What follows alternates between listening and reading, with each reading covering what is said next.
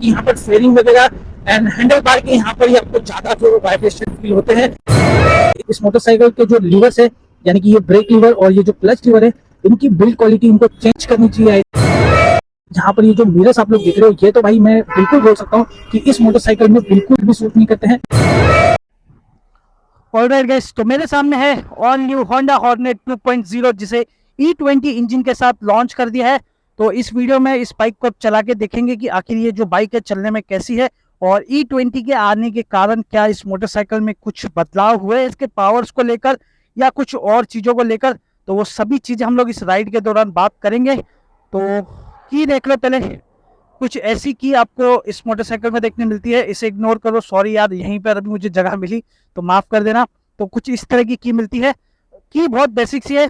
और अब बिना टाइम वेस्ट किए फटाफट मैं इस बाइक को राइड पर लेके चलते हैं, क्योंकि मैं बहुत ज़्यादा एक्साइटेड हूँ इस मोटरसाइकिल को राइड करने में, क्योंकि ऑलरेडी मैंने इस मोटरसाइकिल को चलाया और मैं जानता हूँ कि ये जो मोटरसाइकिल है ये कितनी ज़्यादा कैपेबल है।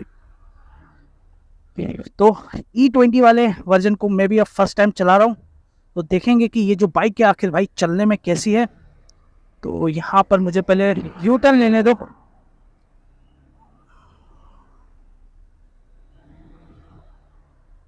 वो हो लाइट भी अच्छा है यार इसका। तो चलो भाई, तो राइड स्टार्ट करते हैं ऊपर वाले का नाम लेके।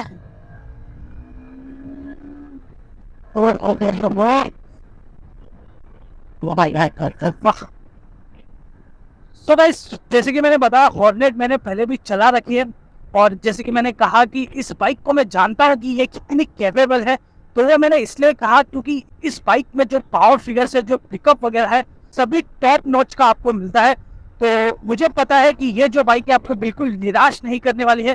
तो मैं ज़्यादा एक्साइटेड इसलिए था कि मुझे डर था कि E20 के आने के कारण यहाँ पर जो पावर वगैरह है वो क्या शायद कम हो चुके हैं। बहुत से बाइक्स में ऐसा देखने मिला है लोगों को कि E20 के आने के कारण बाइक्स के जो पावर फिगर्स है वो ड्रॉप हुए। तो एज सच गाइस, अभी तक तो मुझे हॉर्नेट में ऐसा कोई प्रॉब्लम नहीं हुआ, क्योंकि मैं हॉर्नेट चलाते रहता हूँ तो मुझे पता है इस बाइक के बारे में। तो जनता अगर हम लोग बात करेंगे कंफर्ट से लेकर इसकी परफॉर्मेंस से लेकर सब चीज़ों के बारे में, तो स्टार्ट सबसे पहले इंजन से ही कर लेते। तो 184.4 सीसी का इंजन है जो करीबन 17 PS के आसपास पावर निकाल के दे रहा है आपको 8500 RPM पर, एंड 16.1 न्यूटन मीटर के आसपास जो है टॉर्क मिल जाता है 6000 RPM पर। तो in terms of power figures इस मोटरसाइकिल में स्पेक शीट के हिसाब से बहुत सही है, लेकिन जब इस बाइक को आप लोग रियल लाइफ में भी चलाओगे तो हम डैम श्योर निराश नहीं होने वाले। 5 स्पीड गियर बॉक्स है, यानी कि जो इस मोटरसाइकिल के साथ गियर मिलने वाले वो है 5। तो छठे गियर की जो कमी है वो हो सकता है शायद आपको हाईवे पर महसूस हो, लेकिन अगर आप लोग इस मोटरसाइकिल को सिटी के लिए देख रहे हो तो मुझे नहीं लगता आपको ऐसी कोई दिक्कत होने वाली है इस मोटरसाइकिल के साथ, क्योंकि 5 गियर भी सिटी के लिए मुझे लगता है बहुत सही है। यहाँ से मैं टर्न ले लेता हूँ और इसी दौरान हम लोग हैंडल बार के बारे में बात कर लेते हैं। तो हैंडल देखो गाइस, यहाँ पर सिंगल बार वाला आपको जो है हैंडल बार ऑफर किया जा रहा है, जो है काफ़ी सही डिज़ाइन और काफ़ी सही पोजीशन के साथ आ रहा है। अब ये मैं क्यों बोल रहा हूँ, क्योंकि इस बाइक को जब आप लोग चलाओगे तो जो पोजीशन है वो आपको ज़्यादा लीन नहीं होना पड़ेगा टूवर्ड्स दी हैंडल बार की तरफ। तो अराउंड आप लोग पकड़ के चलो 80-85 के आसपास जो है आपको लीन होना पड़ेगा। ये आपकी आइडियल पोजीशन होगी जब इस मोटरसाइकिल को आप लोग चलाओगे। तो इस दौरान अगर आप लोग चलाते हो इस मोटरसाइकिल को 200-250 किलोमीटर के आसपास भी, तो मुझे लगता है ये बाइक जो है कहीं से भी आपको थकावट फील नहीं कराएगी, और ना ही किसी तरह का जो पेन वगैरह है, बैक पेन या फिर हाथों में वगैरह किसी तरह का पेन आपको नहीं होगा। और हैंडल बार की यहाँ पर आपको कन्वीनियंट स्विचेस जो है, यहाँ पर आपको engine kill switch, hazard switch, self का बटन देखने मिलता है। ब्रेक लीवर जो है नॉन एडजस्टमेंट के साथ आता है, तो आप लोग अपने अकॉर्डिंग एडजस्ट नहीं कर पाओगे, लेकिन जो डिस्टेंस है यानी कि हाथों को ज़्यादा स्ट्रेच नहीं करना पड़ेगा, तो लॉन्ग राइड आप लोग कर सकते हो। पेन वगैरह नहीं होगा हाथों में। लेफ्ट हैंड साइड में हाई बीम, लो बीम, और जो 10 इंडिकेटर का स्विच है वो उसके ठीक नीचे हॉर्न जो है इस मोटरसाइकिल का काफ़ी लाउड है। तो जब आप लोग इसे सिटी वगैरह में चलाओगे तो काफ़ी सही लगेगा। बेस थोड़ा सा कम है, बाकी पास स्विच जो है वो ऊपर की तरफ दिया गया है। क्लच लीवर जो है ये भी आपको नॉन एडजस्टमेंट के साथ आता है, तो आप लोग अपने अकॉर्डिंग एडजस्ट नहीं कर पाओगे। तो वाइब्रेशन के बारे में हम लोग बात करें तो देखो गाइस, इस डिपार्टमेंट में स्पेशली मुझे एज सच अभी तक कोई भी वाइब्रेशन फील हुआ है, जबकि इस मोटरसाइकिल को मैंने फर्स्ट सेकंड गियर में ही चलाया।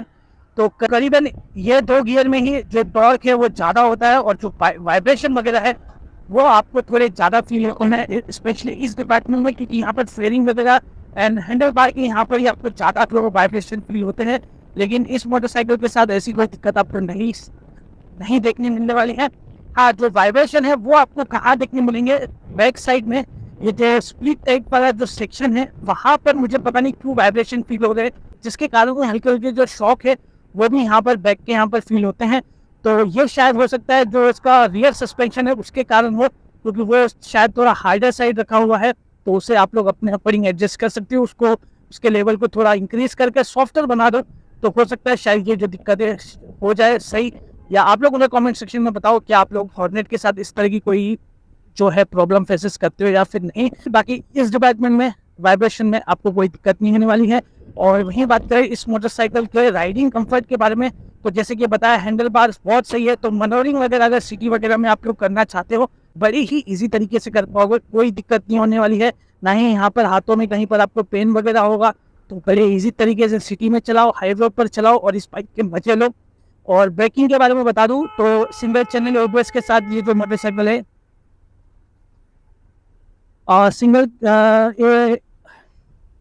और ब्रेकिंग के बारे में बता दूं तो ये जो मोटरसाइकिल है ये आपको सिंगल चैनल एबीएस के साथ मिलती है। तो ये भी यहाँ पर होंडा वालों ने अच्छा काम किया। डुअल चैनल एबीएस मिल जाता तो और ही अच्छी बात होती थी। बाकी डुअल चैनल एबीएस की कमी आपको महसूस नहीं होगी। क्यों? क्योंकि फ्रंट में डिस्क ब्रेक है, पीछे भी डिस्क ब्रेक है। फ्रंट में 276 mm और पीछे आपको 220 mm डायमीटर के साथ डिस्क ब्रेक ऑफर की जाती है। तो ड्यूअल चैनल की जो कमी है वो आपको यहाँ पर नहीं महसूस होगी। इजीली ब्रेकिंग जो है बहुत अच्छी है। मैं अप्लाई करके यहाँ पर आपको दिखा देता हूँ, तो ये देख सकते हो बहुत सही है गाइस। स्पेशली फ्रंट एबीएस तो बहुत बढ़िया काम करता है, नो डाउट। लेकिन पीछे का ब्रेक जो है वो भी मैं आपको दिखा देता हूँ। ये मैंने ब्रेक अप्लाई किया है, बहुत सही है गाइस। दोनों गाइस मेरे हिसाब से बहुत सही है। और होंडा की किसी भी प्रोडक्ट्स में जाते हो स्पेशली मोटरसाइकिल में, तो मुझे नहीं लगता है ब्रेकिंग के मामले में आपको कोई भी ऐसी कोई दिक्कत होगी। बहुत बढ़िया ब्रेकिंग के मामले में होंडा वाले यहाँ पर काम करते हैं। और इसी के बाद अगर इसके सस्पेंशन पे आए तो फ्रंट में यूएसडी मिलते हैं। इस सेगमेंट की बाइक्स में आपको यूएसडी ऑफर किए जा रहे हैं, तो वैसे यहाँ पर भी होंडा वालों के लिए एक तारीफ बनती है। और मुझे लगता है शायद फर्स्ट इन सेगमेंट वाली बाइक थी जिसमें इस सेगमेंट में फर्स्ट टाइम आपको यूएसडी 4 ऑफर किए गए थे, तो ये भी एक अच्छा है। बाकी इसी के साथ इस सेगमेंट में ये जो कंसोल आप लोग देख रहे हो ये फुली डिजिटल भी मेरे को लगता है फर्स्ट इन सेगमेंट वाला फीचर था जब इस मोटरसाइकिल को लाया गया था। अब तो आई थिंक इस सेगमेंट की सभी बाइक्स में मिलता है।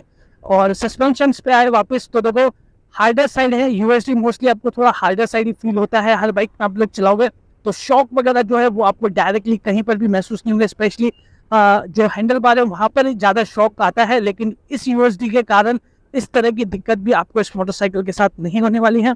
एंड पीछे मोनोशॉक दिया गया है जो कि मैंने आपको बता ही दिया है कि थोड़ा हार्डर साइड है, तो जिसके कारण पीछे मुझे जो है शॉक फील होते हैं और उसी के कारण थोड़ा वाइब्रेशन भी फील हो रहा है। आई डोंट नो व्हाई, लेकिन हाँ ये जो दिक्कत है मुझे फील हो रही हो सकता है शायद आपको ना हो।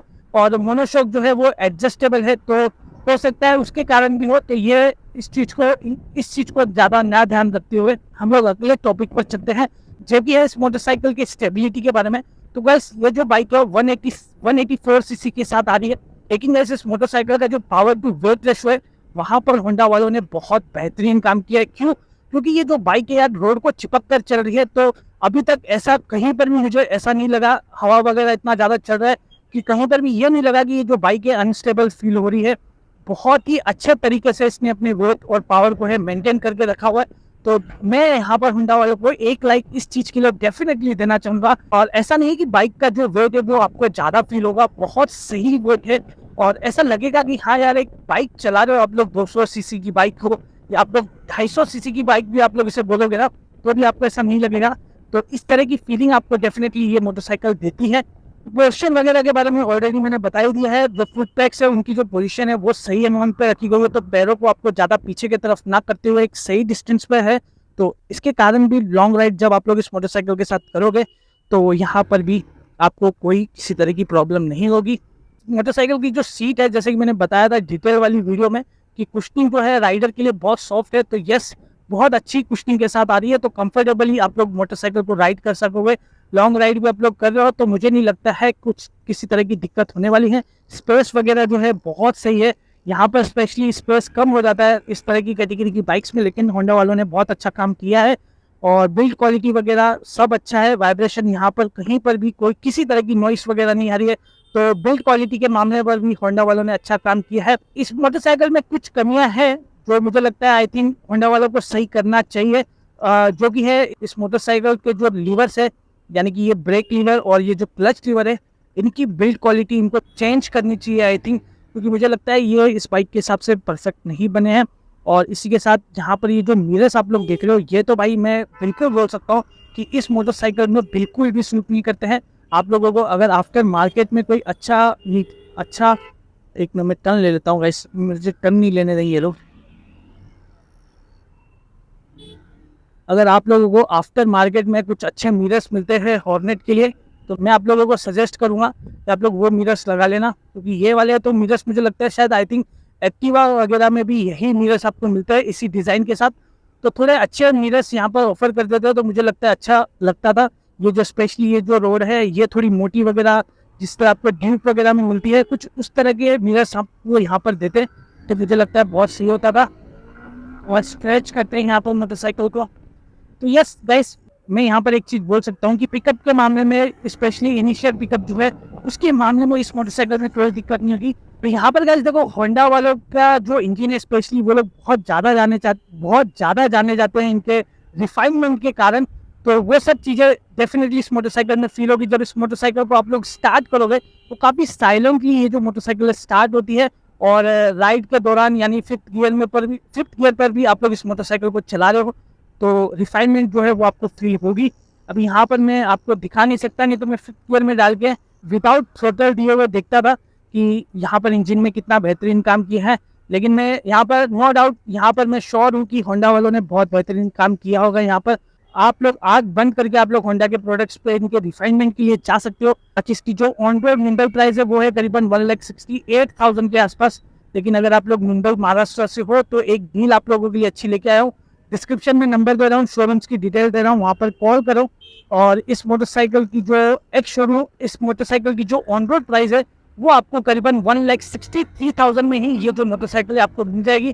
तो ये करीबन आप लोगों को 8,000 का जो है फ़ायदा इस मोटरसाइकिल के साथ मिलेगा अगर आप लोग मेरे थ्रू जाते हो। मेरा नाम ले लेना वहाँ पर।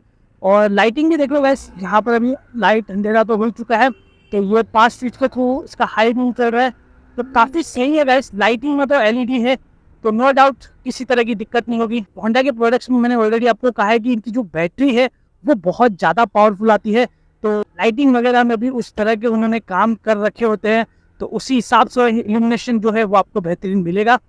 और गियर शिफ्टिंग वगैरह के बारे में अगर बताऊँ तो किसी तरह की कोई दिक्कत नहीं हुई, काफ़ी स्मूथली जो गियर है वो शिफ्ट हो रहे हैं, किसी तरह का कोई भी जर्क मुझे फील नहीं हुआ है। तो आप लोग इजी तरीके से गियर शिफ्ट वगैरह कर सकते हो। और यहाँ पर जो CB200XI है E20 वाली, उसमें आपको असिस्टेंट स्लीपर क्लच ऑफर कर दिया है, तो यहाँ पर भी होंडा वाले इसमें भी दे देते। मुझे लगता है सही होता था, क्योंकि अभी ऑफिशियल वेबसाइट पर अगर उन्होंने मेंशन नहीं किया है कि इसमें आपको असिस्टेंट स्लीपर क्लच मिल रहा है या फिर नहीं, तो वो एक यहाँ पर डाउट रह जाता है। वीडियो को लाइक कर दो और शेयर कर दो अपने फ्रेंड्स और फैमिली मेम्बर्स के साथ। मैं मिलता हूँ इसी तरह की एक और नई वीडियो के साथ, तब तक के लिए पीस आउट।